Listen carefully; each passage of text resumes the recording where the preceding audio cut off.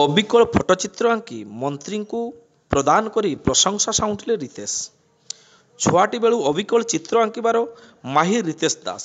ମୟୂରଭଞ୍ଜ ଜିଲ୍ଲାର ମୋରଡ଼ା ପଞ୍ଚାୟତ ଅନ୍ତର୍ଗତ ମୋରଡ଼ା ଗ୍ରାମର ଯୁବ ଚିତ୍ରଶିଳ୍ପୀ ରିତେଶ ଦାସ ମହାପ୍ରଭୁ ଜଗନ୍ନାଥଙ୍କଠାରୁ ଆରମ୍ଭ କରି ବିଭିନ୍ନ ଦେବାଦେବୀଙ୍କ ସହିତ ଯେକୌଣସି ମଣିଷର ଅବିକଳ ଫଟୋଚିତ୍ର ଆଙ୍କିବାରେ ମାହିର।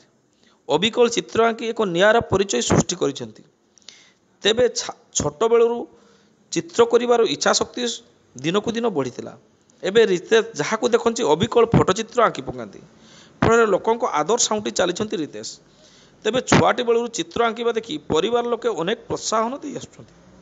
ତେବେ ମୋରଡ଼ା ବ୍ଲକରେ ଚାଲିଥିବା ଜନଶୁଣାଣି କାର୍ଯ୍ୟକ୍ରମ ତେବେ ଟିକେ ସମୟ ମାଗି ମୋରଡ଼ା ବିଧାୟକ ତଥା ନଗର ଉନ୍ନୟନ ମନ୍ତ୍ରୀ ଓ ସାଧାରଣ ଉଦ୍ୟୋଗର ମନ୍ତ୍ରୀ ଡକ୍ଟର କୃଷ୍ଣଚନ୍ଦ୍ର ମହାପାତ୍ରଙ୍କୁ ଭେଟି ତାଙ୍କ ଅବିକଳ ଫଟୋଚିତ୍ର ଦେଇଥିଲେ।